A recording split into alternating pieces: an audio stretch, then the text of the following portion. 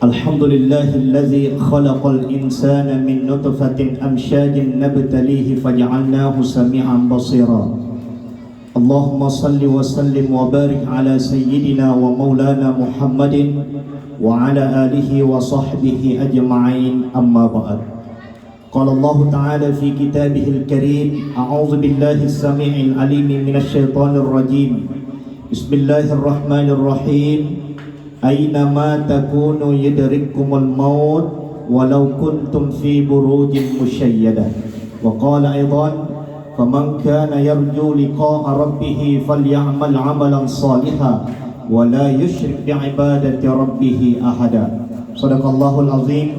Bapak Ibu jamaah takziah yang dimuliakan oleh Allah, pertama-tama yang saya hormati dan saya muliakan Sahibul Bait, Sahibul Musibah, keluarga besar almarhum Bapak Taufik Agung. Mudah-mudahan kehadiran kita semua di malam pertama sekaligus malam terakhir bisa mengurangi beban duka yang dialami oleh keluarga almarhum. Yang sama kita hormati dan kita muliakan para tokoh agama dan tokoh masyarakat, para ustadz, para dai, para mubalik, kemudian Pak RT, Pak RW, dan mobil khusus kepada adinda saya, murid kita yang telah membacakan ayat suci Al-Quran, Ustadz Umam. Alhamdulillah di momen takziah ini kami kembali ketemu dengan beliau dari beberapa tahun yang lalu bersama-sama di MTQ. Mudah-mudahan apa yang beliau baca dan kita semua yang mendengarkan, mudah-mudahan tercurah pahala untuk kita semua, dan juga kita niatkan semoga pahala bacaan Al-Quran itu terkirim tercurah kepada ruh almarhum Pak Taufik Agung. Amin ya rabbal alamin. Pertama kita mengucapkan alhamdulillah, kita bersyukur kepada Allah. Malam hari ini saya lihat begitu banyak jamaah yang hadir. Ini pertanda bahwasanya almarhum Pak Taufik adalah orang yang bagus silaturahimnya, bagus hubungan kekerabatannya, bagus hubungannya dengan tetangga-tetangganya, keluarga terdekatnya. Kenapa saya katakan demikian? Karena tidak mungkin sebanyak ini jamaah yang hadir kalau misalnya semasa hidup almarhum itu kurang bagus hubungannya kepada sesama manusia.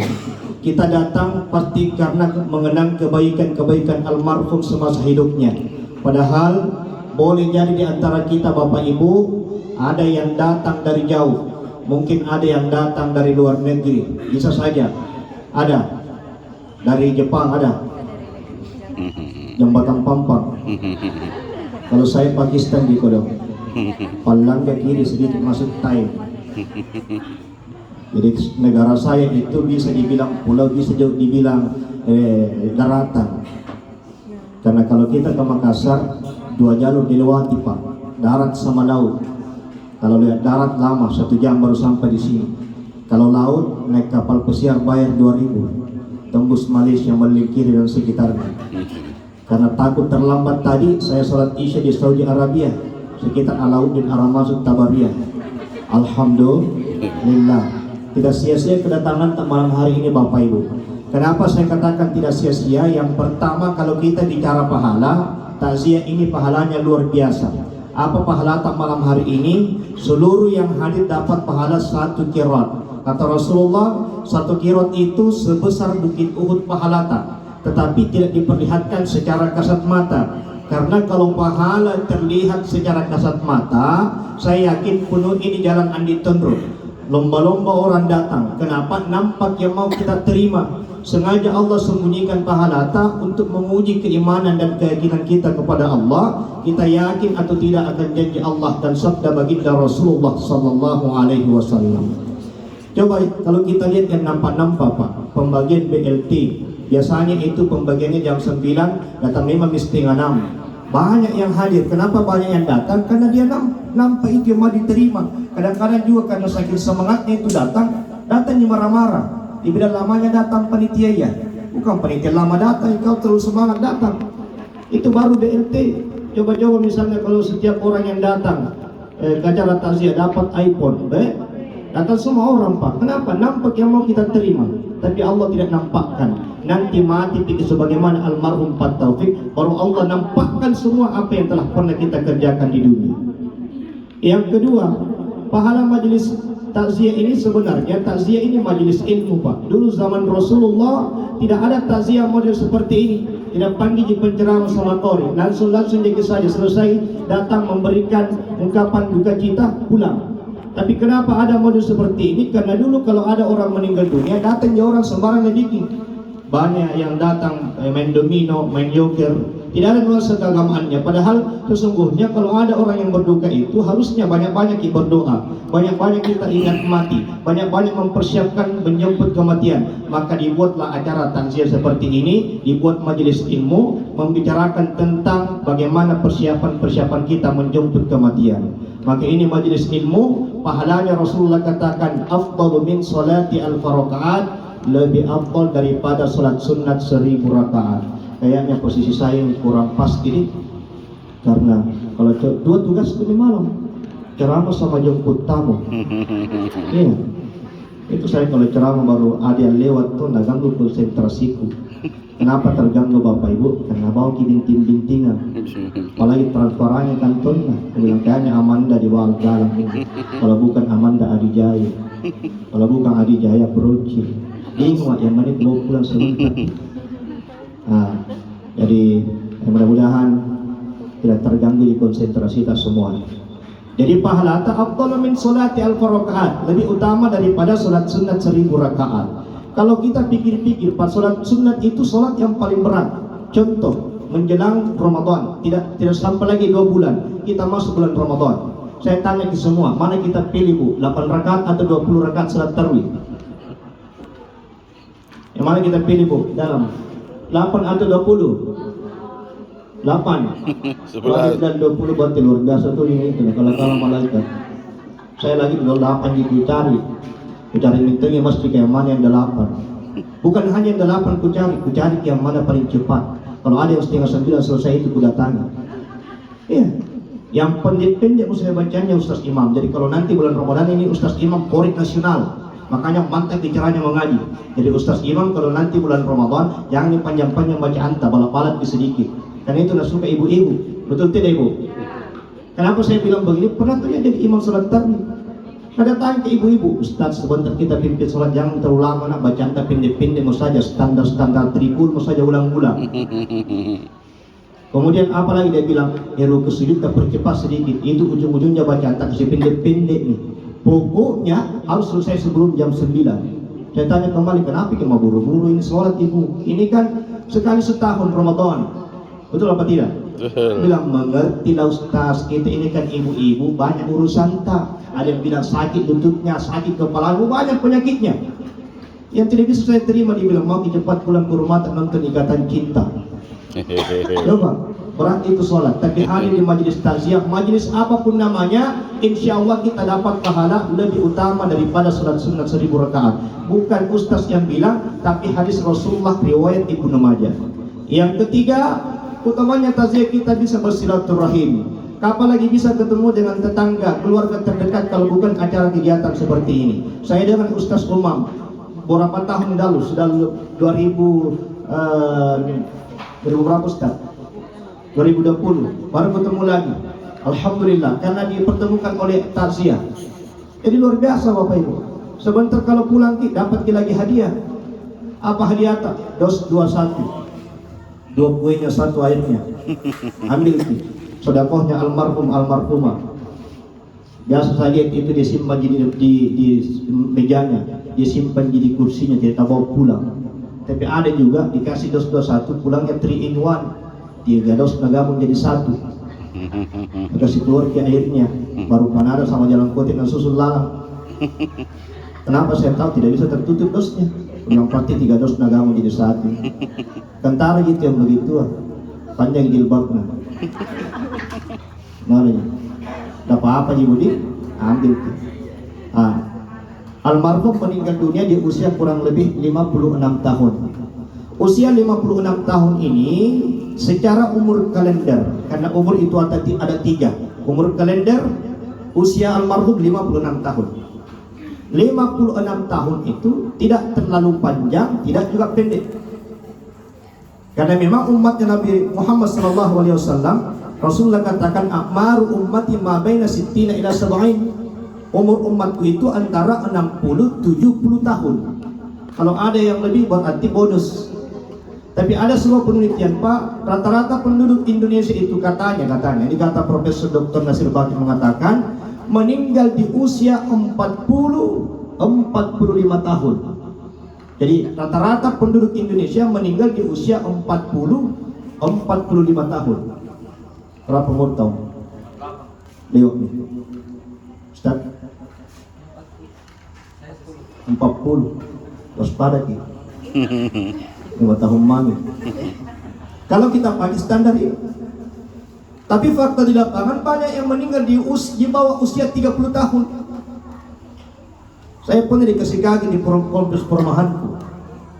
Di belakang rumah saya pengantin baru 30 tahun umurnya, baru 3 bulan sudah menikah, perempuan meninggal dunia. Saya ceramah malam pertama.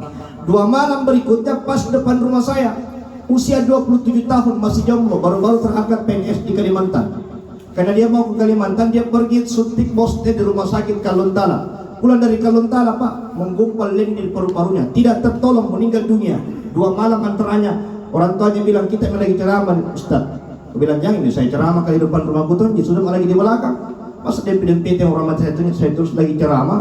Kau ceramah aku ternyata ulang-ulang itu. Dia bilang minta tolong kita yang lagi ceramah karena kita yang pertama kutemukan. Bilang bukan apanya lo, Deng. Masalahnya malam-malam kak, takut ke kurasa. Lah kenapa kita takut? Saya bilang sepertinya malakul maut di sini terputar-putar di kompleks kak. Sudah di belakang rumahku, sekarang pas depan rumahku. Mudah-mudahan tidak singa ditega. Karena ditega benar ustaz kak. Jadi jangan kira kita ini ustaz berani mati Pak, belum tentu. Apalagi ustaz muda seperti saya, aku bilang hanya orang tua-tua ya Allah. Kalau kita punya mau, dempet-dempetan orang mati ya Pak. Makanya orang-orang dulu kalau ada orang mati, banyak sesuatu ritual yang dia lakukan itu supaya katanya tidak dempet-dempetan orang mati ya. Apa contohnya? Baskom yang digunakan memandikan mayat. Kan 3 baskom itu biasanya. Setelah dia gunakan, dia pisah-pisah baskom Pak. Ada di ruang dapur, ruang tengah, ruang tamu. Saya tanya kenapa nih baskom dipisah-pisah? Dibilang supaya tidak dempet-dempetan orang mati ya. Saya bilang kalau begitu tak kalau kau satu di jenepon, satu tak kalar, satu bantai supaya tambah berjauhan. Bukan hanya baskom. Kalau di kampung-kampung itu pada saat memandikan mayat itu yang digunakan mengalas batang pisang. Setelah digunakan dia cincang-cincang itu batang pisang. Dia buang di depan rumahnya baru dia cincang-cincang. Saya tanya kenapa batang pisang dicincang? Dia bilang supaya tidak digunakan lagi 2 kalinya. Bilang bagus itu kalau digunakan 2 kali. Bilang apa bagus? Berarti kalau digunakan lagi berarti ada orang mati dekat-dekat. Oh cocok tahu. Saya bilang kalau Pak Imam dia, kenapa pasti dipanggil lagi kalau ada orang mati? Kata letip bagi lehernya. Bilang jangan ya Ustaz. Coba Pak. Adalah kepercayaan seperti ini. Bukan hanya baskom, bukan hanya batang pisang. Begitu selesai Pak Imam menyelenggarakan jenazah, keluar dari rumah ada teriak dari belakang ibu, Pak Imam jangan balik ke belakang nah. Kalau kita balik ke belakang nampak nak kiki jangan kita menyusul. Jadi jalan lurus Pak Imam keluar, tidak menoleh kiri kanan sampai di rumahnya tak balik ke sandalnya. Yang kiri ke kanan, yang kanan ke kiri. Coba. Saya tidak tahu di sini masih ada gitu kepercayaan kalau foto bertiga beng yang di tengah cepat mati. Masih ada? Ada yang bilang begitu di tengah. Saya agak-agak tersinggung juga karena saya tiap malam foto bertiga biasa. Sampingku Koris, samping kiriku MC. Saya di tengah. Alhamdulillah masih panjang di umurku. Justru tukang foto dulu mati. Ini mati sudah Allah tetapkan. Allah sudah tetapkan memang ajal kematian kita jauh sebelum kita dilahirkan di alam syahadah ini. Itu sudah menjadi sunnatullah, ketetapan Allah yang berlaku bagi seluruh makhluknya. Dan tidak ada manusia yang bisa lari dari kematian. Makanya Allah peringatkan kita di dalam Al-Quran, aina ma takunu yudarikumul maut walau kuntum fi burujin musyayyadah. Dimanapun kalian berada, siapapun dirimu, mati akan mendatangi kita, mati akan mengejar kita. Kita sembunyi, mati akan menemukan kita. Walau kuntum fi burujin musyayyadah. Meskipun kita berlindung di balik benteng-benteng yang kokoh, tidak ada makhluk apapun di dunia ini yang bisa lari dari kematian. Kita semua pasti akan mati Bapak Ibu. Tapi bukan matinya yang kita takutkan. Seandainya ada bocoran dari lain mengatakan, Ustaz, bagaimana tempatmu di surga sudah jelas. Alam kuburmu akan terang seperti taman-taman surga. Bagaimana? Ku cabut ruhmu malam hari ini? Saya bilang cabut. Seandainya jelas Pak. Tapi karena kita tidak tahu bagaimana nasib kita nanti di akhirat, ini yang menyebabkan kita takut akan kematian. Jadi takut itu Pak manusiawi. Tapi sebaik-baiknya orang yang takut akan kematian, itulah mereka yang mempersiapkan dirinya untuk menjemput kematian. Makanya Nabi katakan, orang yang cerdas itu adalah orang yang selalu ingat mati dan mempersiapkan dirinya menjemput kematian. Apa persiapan kita? Tidak ada lain kecuali amal soleh. Makanya Allah katakan dalam Al-Quran, "Faman kana yarju liqa'a rabbih falyamal 'amalan shalihan wa la yusyrik bi ibadati rabbih ahada." Siapa yang ingin mengharapkan perjumpaan dengan Tuhannya, maka hendaklah dia beramal soleh. Karena ternyata tidak semua orang yang mati itu bisa jumpa dengan Allah. Hanya orang-orang yang punya amal soleh, amal kebaikan, orang yang diridhoi oleh Allah Subhanahu wa Ta'ala bisa berjumpa dengan Allah di hari kemudian nanti. Makanya ini yang kita persiapkan Pak, dan ini yang kita bicarakan malam hari ini. Tentunya Bapak Ibu semuanya ada semua miamalanta. Tidak ada orang yang tidak punya kebaikan, dan tentunya juga kita tidak bisa lepas dari yang namanya kesalahan. Sebaik-baik manusia pasti ada kesalahannya, seburuk-buruk manusia pasti ada kebaikannya. Tinggal kembali kepada diri kita masing-masing. Setiap saat mari kita introspeksi diri kita. Apalagi ini sekarang 2024 nih Pak. Dan dirasa ini tahun berganti terus. Nah, nanti beberapa hari lagi kita sudah ganti presiden. Waspada kita sekarang Pak, dijaga silaturahim. Jangan sampai hanya gara-gara pilpres kita rusak silaturahim. Apalagi ini sekarang memimpin caleg, waspada kita serangan fajar ke bahaya sekarang Pak. Jangan kiambil kituannya, jangan budi, biar kita tergoda, jangan kiambil uannya. Bilang ke saja, kupilih dia gitu, dia tidak ambil uang, tak kupilih gitu. Bilang kita begitu. Tapi susah tuh kurasa Ustaz, karena baju seragam nak kasih ke nggak. Ada yang pernah ibu tanya ke Ustaz, baju seragam mau nak kasih ke nggak? Bagaimana ini tahu? Bilang ambil seragamnya, tapi jangan dipilih. Kalau tidak mau dipilih, tidak boleh tahu Ustaz. Kalau jangan dipilih ambil ki. Jadi bisa juga yang diambil ki. Kalau uang nak kasih 500.000 jangan diambil. Tidak berkah juga, karena harta itu harus berkah.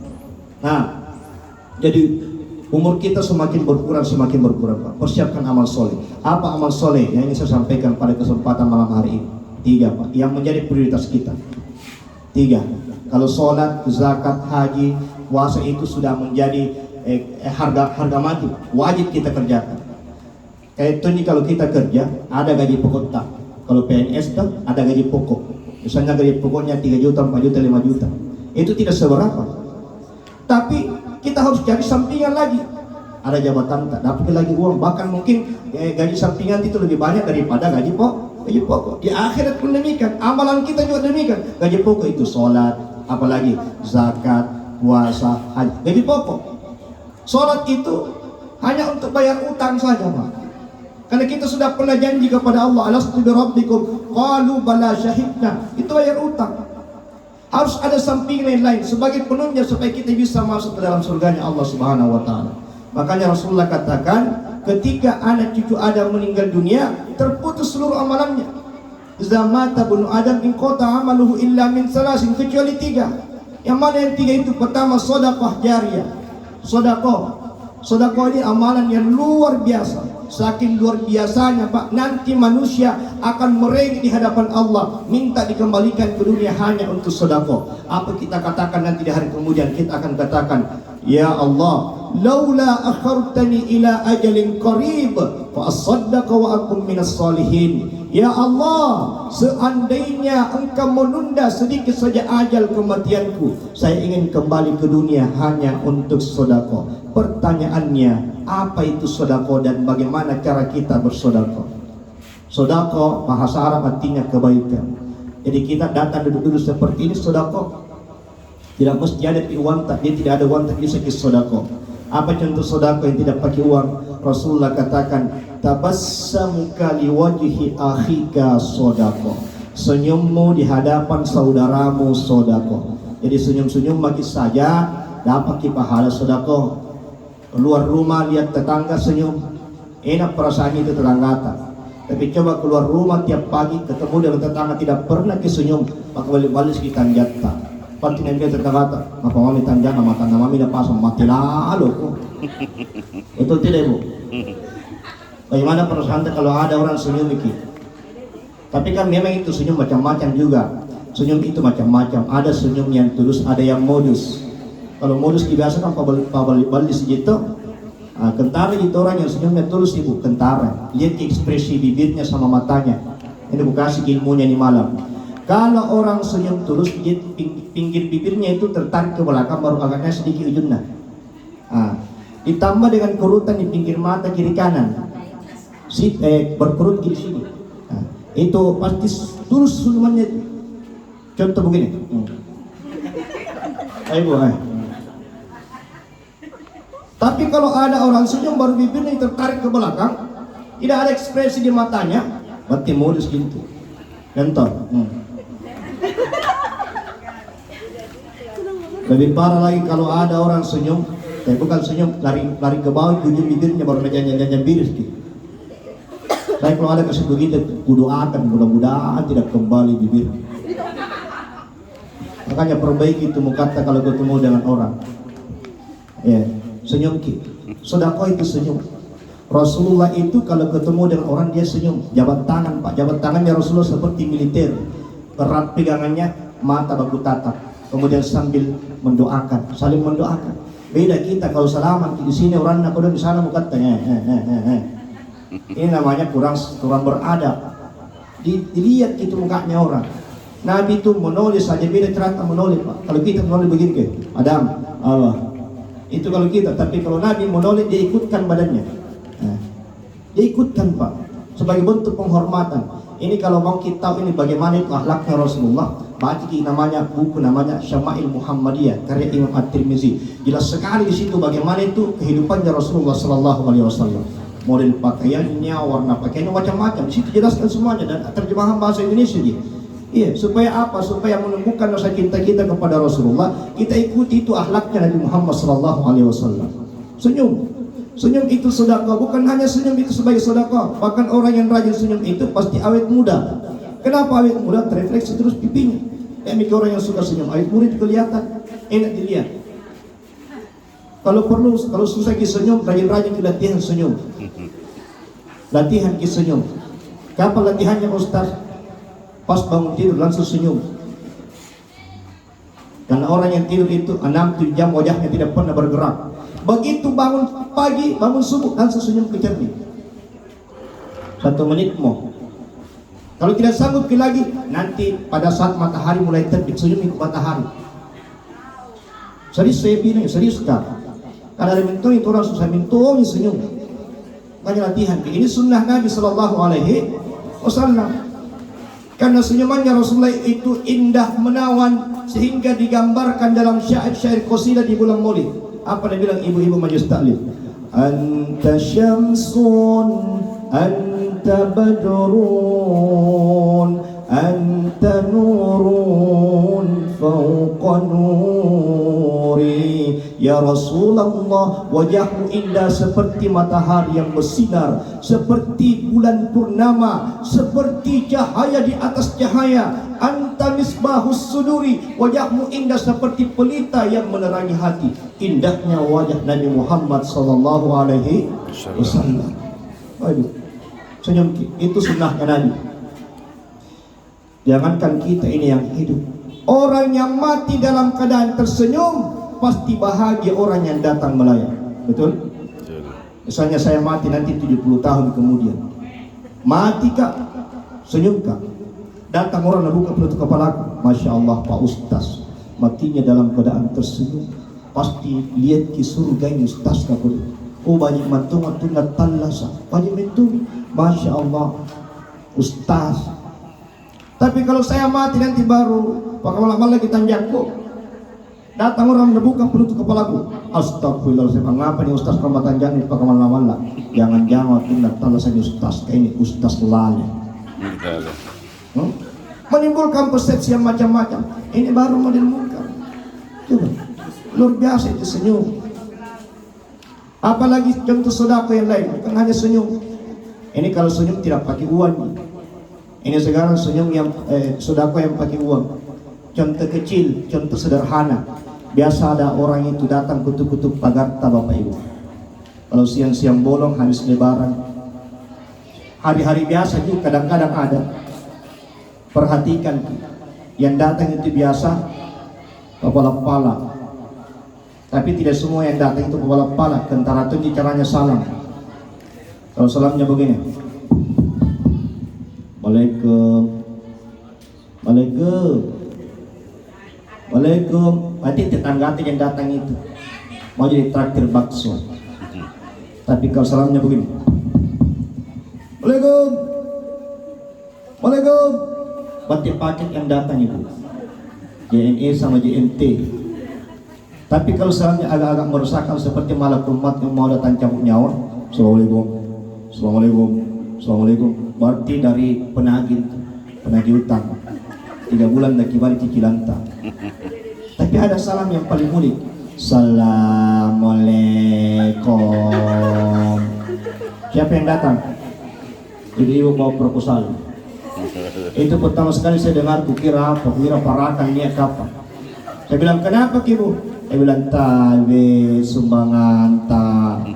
Keluar maka. Kulihat ternyata itu di kertasnya sumbangan panti asuhan. Di mana panti asuhannya? Luar negeri, bukan Makassar. Saya bilang, kenapa jauh sekali minta sumbangan di sini, Bu?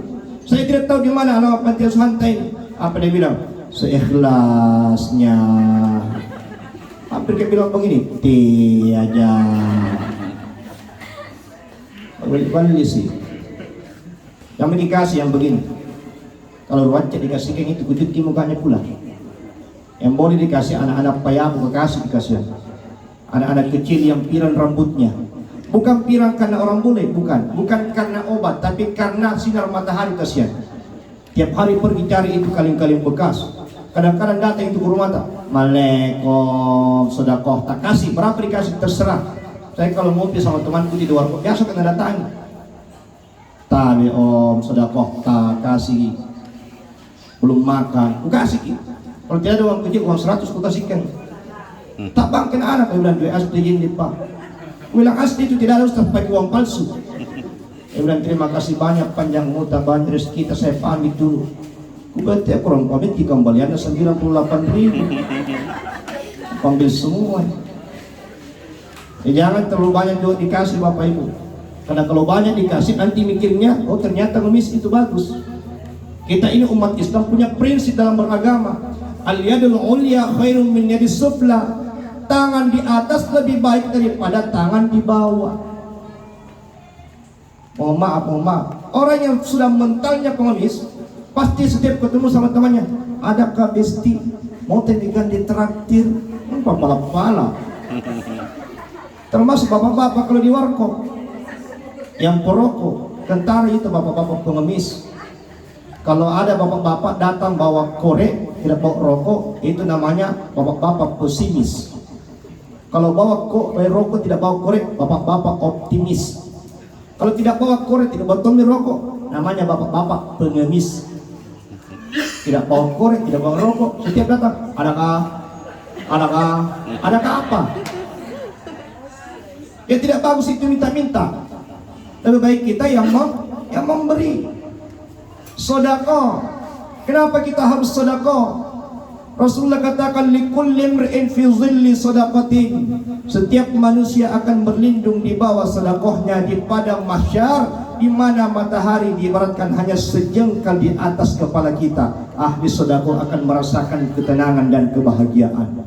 Dawu mardakum bis sedekah, obati penyakit kalian dengan sedekah. Ada penyakit tak susah sembuh, rajin-rajin sedekah. Bahkan ahli sedekah akan dihindarkan dari kematian yang tidak wajar, kematian su'ul khatimah, karena asbab amalan sedekahnya diberikan kemudahan mati dalam keadaan husnul khatimah. Bapak Ibu dimuliakan Allah. Tadi hari Jumat itu biasanya kalau hari Jumat kan begitu khotib naik ke mimbar, lewat cilinga di depan tak. Tadi pemupurangan. Yang lagi ada yang pura-pura nutup mata sambil bersikir kalau lihat cilinga. Lewat 2 meter, buka matanya. Alhamdulillah. Ini namanya kikiri galang paku jambatan. Tidak mau keluar uangnya. Padahal kan tidak banyak jumlahnya, minimal 10.000 Pak.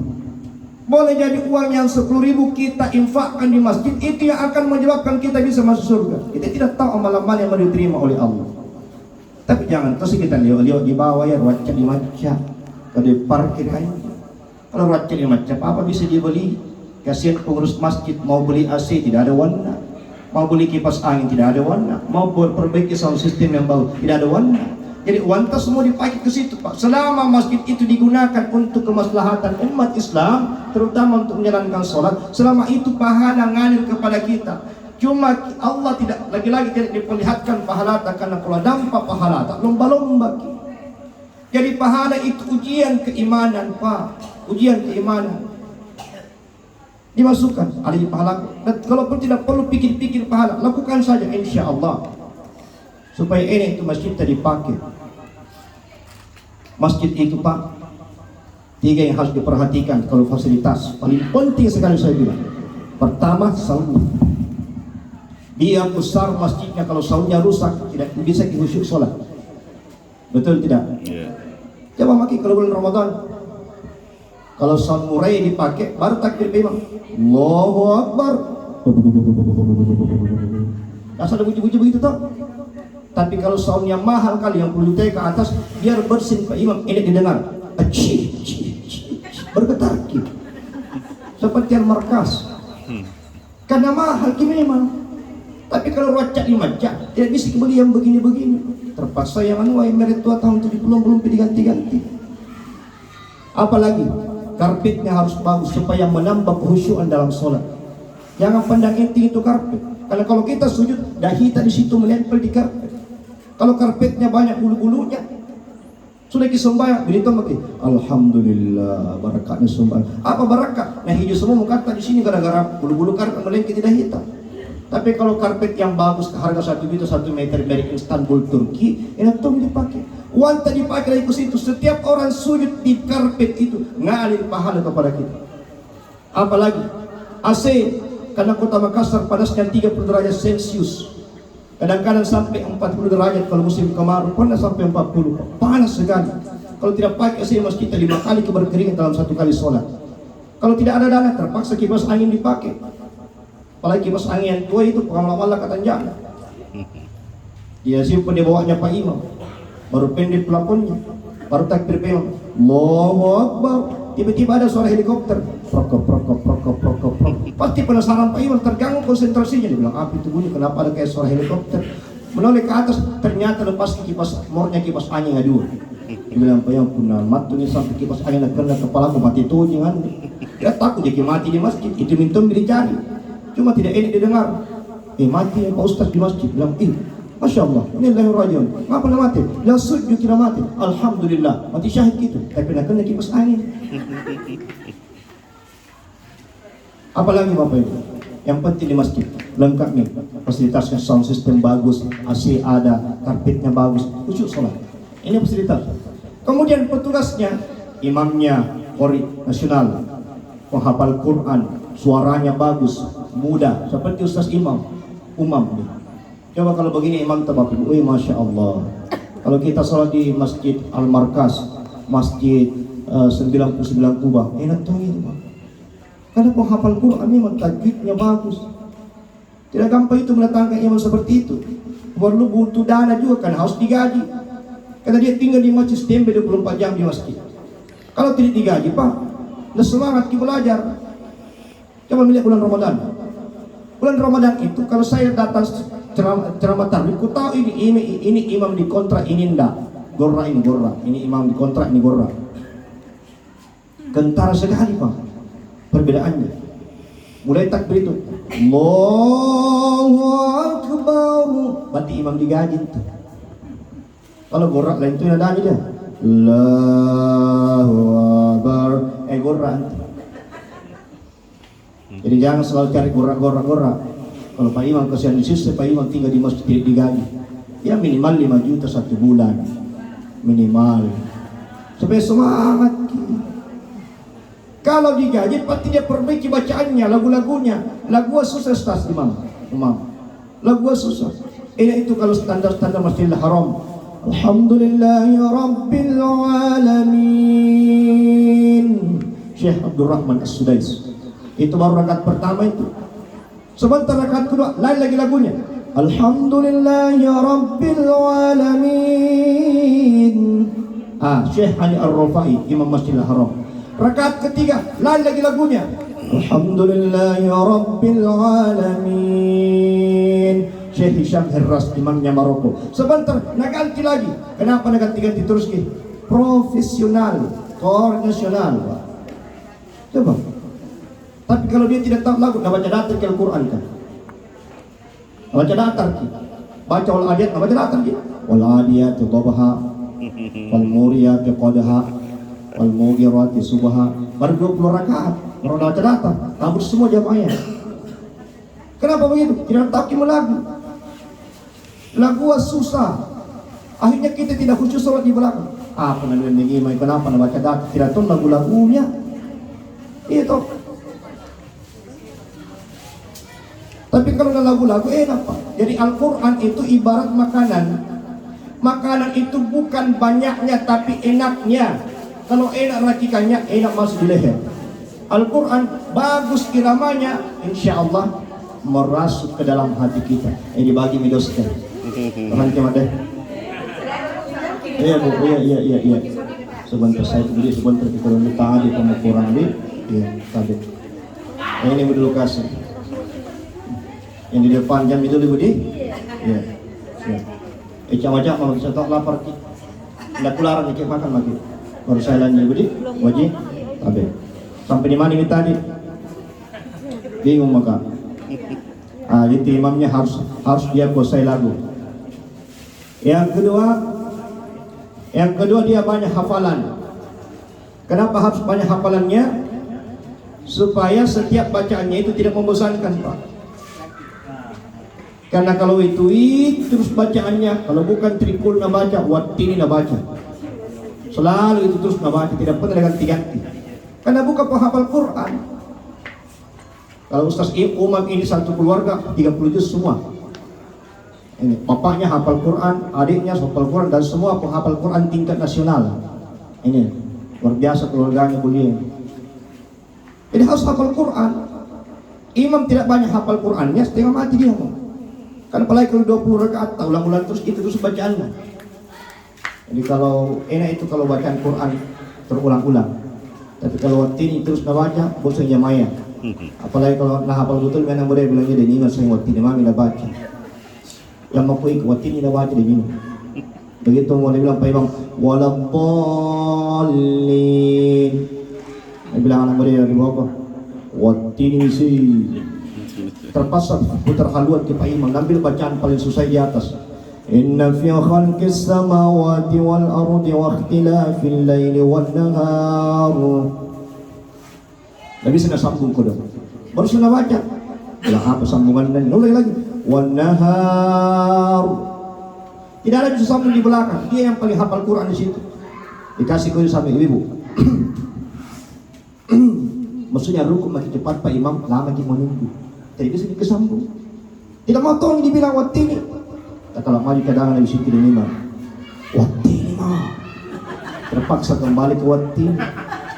Wattini wazzaitun. Dia bilang kembali di belakang. Kukanami manja. Dari tadi ke wattini. Apalagi Bapak Ibu. Lagu-lagunya harus bagus. Hafalannya bagus. Dia tahu juga kondisi jamaah. Makanya kalau imam itu dia balik ke belakang hari dulu, ini kaki-kaki, nenek-nenek, ama-ama. Dia harus perhatikan itu. Kalau banyak kaki-kaki kebanyakan, percepat sholatnya. Jangan diperlama. Ringankan sholatnya, karena kasihan orang yang ada di belakang. Ini pentingnya ini imam. Kemudian, yang azan di masjid Pak, penentu juga itu. Makanya azan di masjid, jangan selalu kasihan itaat dipaksa azan. Terutama kalau salat subuh. Cuma kalau salat subuh, biasanya anak-anak muda itu tidak datang ke masjid. Karena kecapean mungkin, terpaksa yang kaki-kaki, nenek-nenek datang ke masjid. Saya juga heran itu, kenapa kalau subuh, Rata-rata yang datang itu orang-orang tua yang sudah sepuh yang datang. Sedikit anak muda, Pak. Saya berkesimpulan ternyata yang datang ke masjid itu bukan yang bisa jalan ke masjid, yang kuat jalan, bukan yang kuat fisiknya, tapi yang kuat imannya. Orang-orang tua itu dia bilang harus ke masjid ini. Itu kadang-kadang kalau yang azan subuh, kalau kita tak disuruh orang tua ya, dia bilang bayar maju ki, kalau tidak bisa mana poso mah tidak bagus apa mina pasti. Dia bilang kalau tidak azan kita tidak jadi kesembahyang subuh, maju ki. Terpaksa azan, hayya salat bagi dua, karena tidak bagus sambung napasnya. Hayya 'alas shalah. Kemudian jamaah asam mau sampai pagi dah tidur nakit pakai malam lagi sarani. Mau dia apa? Itu lebih bagus daripada sekelas ustaz umum tidak pernah injak masjid. Betul apa tidak?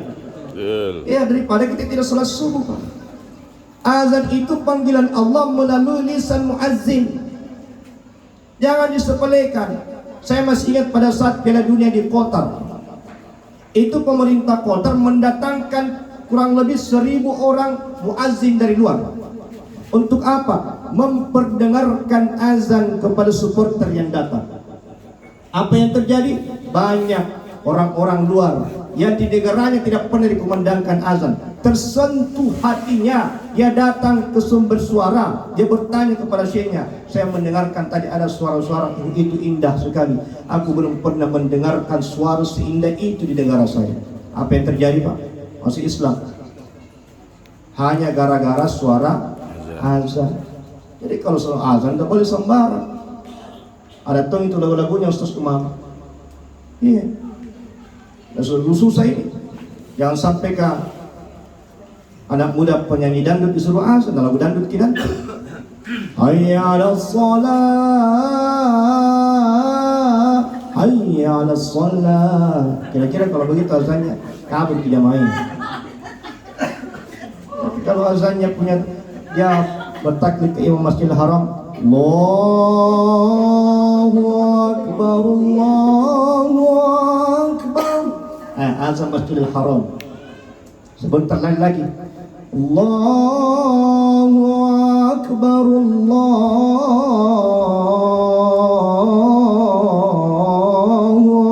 Akbar. Masjid Nabawi. Kita ganti-ganti terus itu irama azannya. Enak tuh. Iya. Digaji itu masjid ke digaji. Karena dia tinggal di masjid, dia jagai masjid, kasihan. Yang ketiga yang bersihkan masjid digaji, uang tak dipakai semua ke situ. Uang kita, pakai uang, Pak. Kasihan kalau dia hanya membersihkan masjid, tidak ada tuh dikasihkan oleh masjid. Kasihan, Pak.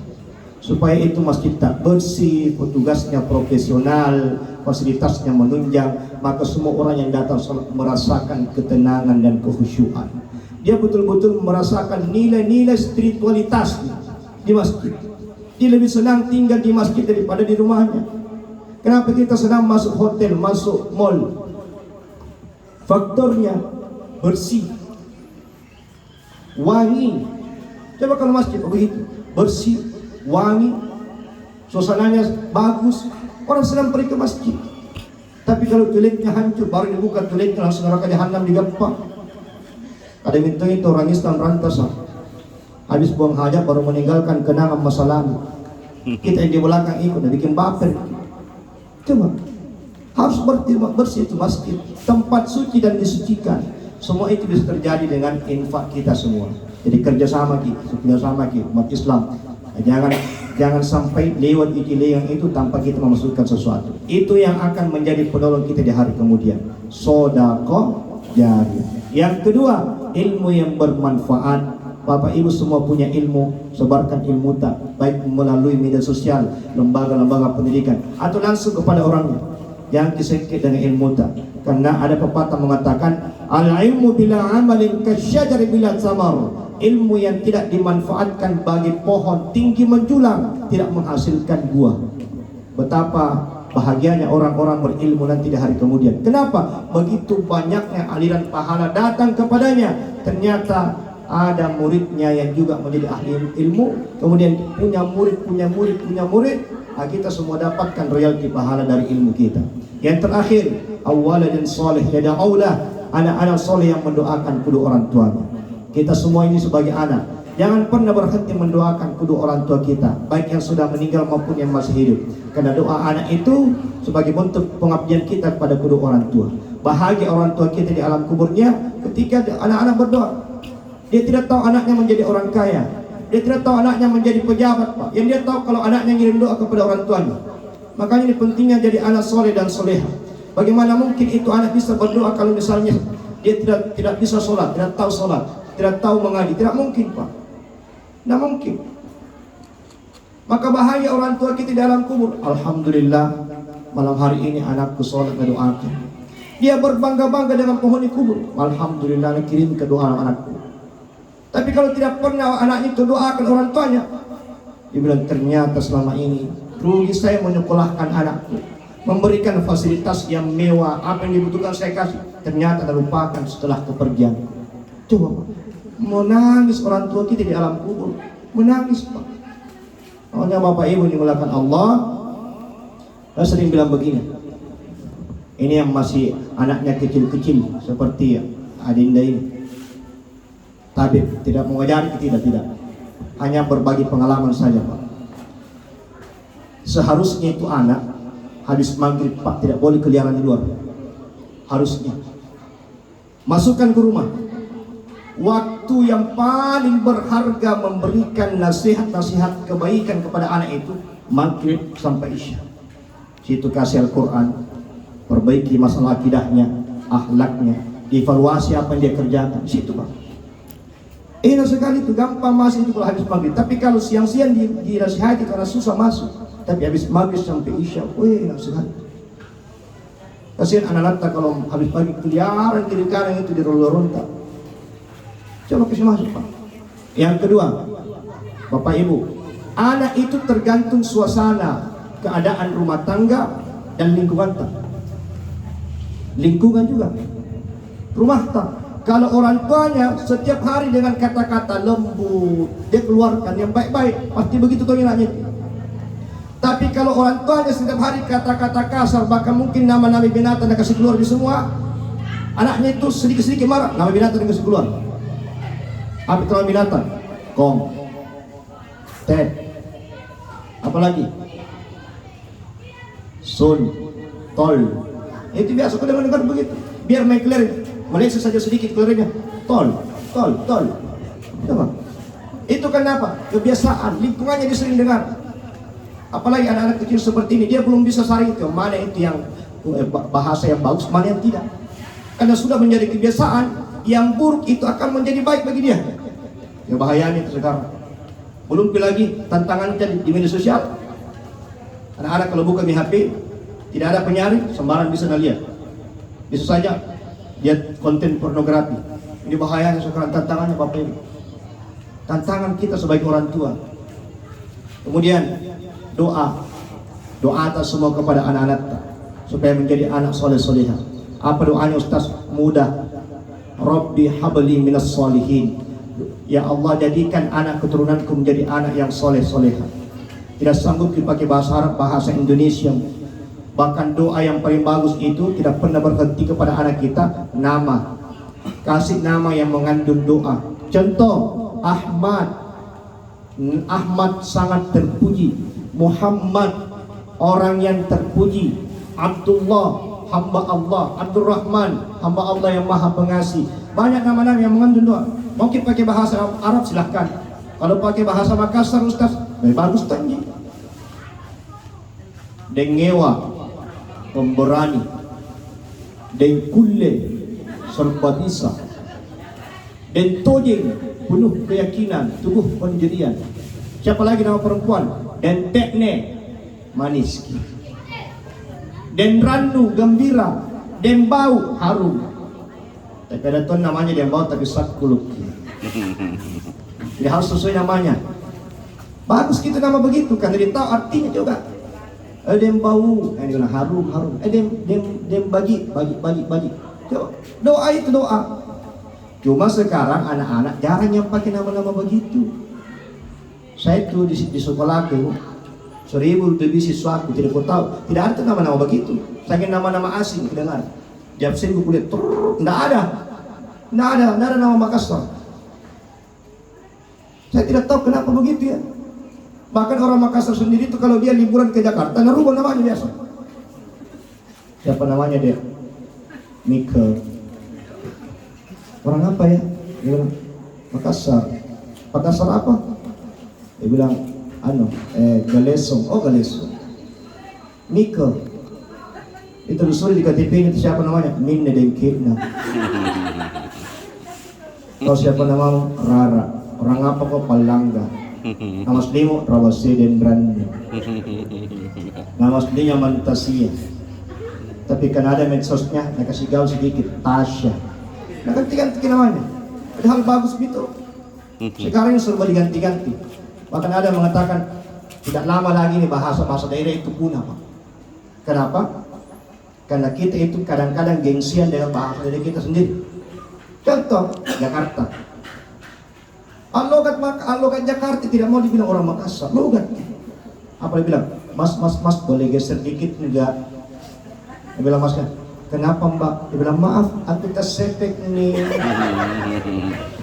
Tidak profesional. Kita mau ganti-ganti bahasa. Iya.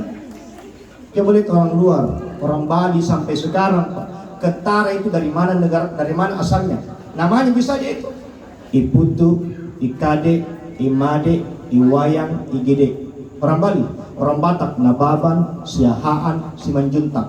Orang Jawa, Mas Joko, Mas Ito, Mas Bowo. Tuh, bagus didengar. Luar negeri sama juga. Baru disebut namanya ketara di mana negaranya. Kim Jong Un, Kim Jong Nam, Korea Utara. Kim Seon Ah, Lee Min Ho, Korea Selatan. Jelas. Tapi sekarang bukan hanya nama diganti, bahasa berganti, nama-nama makanan saja diganti semua. Barongko, orang nonton gina rokok. Oh tapi kalau masuk di restoran bos bukan barongko namanya, apa itu? Bahasa Inggris biar barongko. Broken banana in the box. Gado-gado. Nah, gado-gado. Harga gado-gado itu 12.000. Tapi kalau masuk di restoran bukan gado-gado namanya. Nah ganti namanya, nah harganya di 50.000 satu porsi. Gado-gado, vegetable with unit special sauce. Tak lipat-lipat lidahku. Kenapa saya bicara begini? Saya korbannya. Gimana ke korban? Mau ratuin di lantai 1. Sebelum masuk Ramadan sama ke temanku Ustaz. Pergi sana deh. Nongki-nongki. Sama ke makanan. Bahasa Inggris semua di bawah di menunya. Bilang apa mau ke sana? Tidak ku tahu apa namanya semua. Bilang cara ke situ yang lu tahu. Ada terus di paling bawah itu banana fritter. Bilang banana pasti untin, pisang pasti pisang. Sama, bu, banana fritter. Datang di pelayannya, selesai mina bikin tuh. Saya bilang, nggak salah banget gini bu. Bilang apa kita pesan pak? Dia bilang, aku bilang banana fritter. Dia bilang cocok nih banana fritter ini. Aku bilang bukan banana fritter namanya ini. Kambing-kambing namanya ini. Ini kambing-kambing namanya bu. Kenapa kita ganti-ganti namanya? Kemudian seandainya dari tadi kita bilang kambing-kambing, tak kalau mau daripada berlaku bikin sendiri kambing-kambing, tapi samboknya jadi campur terigu baru digoreng. Ya Allah kambing-kambing, harganya berapa? 30.000 lebih satu porsi. Kambing-kambing. Bedanya nak kasih keju sama coklat di atasnya baru pakai sumpit. Panjangnya. Kok masam bila sumpitnya baru tidak kelak. Bilang, tidak semua itu budaya dari luar cocok untuk kita. Pengalaman kalau ibu ceritain pengalaman di Hotel Clarion dulu. Masuk ke pesta, tahu apa pestanya? Standing party. Woi, dari pesta berdiri. Baru yang dimakan apa? Piring tebal, pakai bihun, pakai mie, ayam suir-suir. Baru piringnya datar kita. Baru ada lagi cimbukannya di atas itu. Ya sendi ke berita, picture sendoknya ke samping kiri kanan. Baru orang berdiri, kasih itu yang tua ya kudung minum kita jalan. Bilang, memang di luar negeri itu ada namanya pesta berdiri, tapi bukan makanan begitu dihidangkan. Yang datang juga bukan kakek-kakek sama nenek-nenek, rata-rata anak muda. Yang makan bukan menu begitu. Pakai gelas-gelas kecil-kecil itu, pakai buah-buahan makan. Kalau ada apa kita baru datang, minum. Ini deh. Motonya seperti orang barat, nak cocoki. Betul apa tidak bu? Betul jeng. boleh ditiru kalau cocok dengan kita. Kalau harus sebalik, makanya harus dilihat situasi dan kondisinya. Termasuk namanya anatta, kasih nama yang ditahu artinya, bukan yang enak didengar, supaya menjadi doa bagi anak-anak kita sehingga menjadi anak yang soleh dan soleha. Amin ya rabbal alamin. Saya kira demikian ceramah saya, karena dibagi midos ke kuliah. Mari kita sama-sama mendoakan almarhum. Saya tutup dengan pantun, ayo ting-ting makan kepiting. Thank you for everything. Kita doakan almarhum Pak Taufik Agung bin Umar Palembang. A'udzubillahi minasyaitonir rajim. Bismillahirrahmanirrahim. Allahumma ya Allah ya Rahman ya Rahim ya Arhamar Rahimin. Allahumma salli ala Sayyidina Muhammadin wa ala ali Sayyidina Muhammad. Allahumma inna nas'aluka salamatan fid din, salamatan fid dunya wa salamatan fil akhirah, khususan salamatan wa hasanatan wa barakatan fi qabrihi almarhum Taufik Agung bin Umar Palembang ya Allah ya Arhamar Rahimin. Allahumma ighfir lahu warhamhu wa'afihi wa'fu anhu وأكرم نزله ووسع مدخله واغسله بالماء والثلج والبرد. اللهم اجعل قبره روضة من رياض الجنة. Ya Allah ya Rahman ya Rahim, jadikanlah alam kuburnya almarhum Pak Taufik Agung bin Umar Palembang ya Allah menjadi taman dari taman-taman surgamu. Lapangkan alam kuburnya seluas mata memandang ya Allah, terangi alam kuburnya. Ampunkan segala dosa kesalahannya yang disengaja maupun tidak disengaja. Terima segala amal kebajikannya dan lipat gandakan ya Allah. Tempatkan di tempat yang terindah dan terbaik di sisimu, jauh lebih baik daripada tempatnya di alam dunia ini ya Arhamar Rahimin. Allahumma inna nas'aluka bihusnil khatimah wa na'udzubika min su'il khatimah. Rabbana atina fid dunya hasanah wa fil akhirati hasanah wa qina azaban nar. Walhamdulillahi rabbil alamin bi barakatil Fatihah.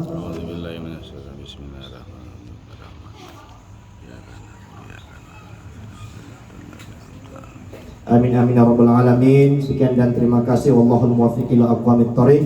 Assalamualaikum warahmatullahi wabarakatuh.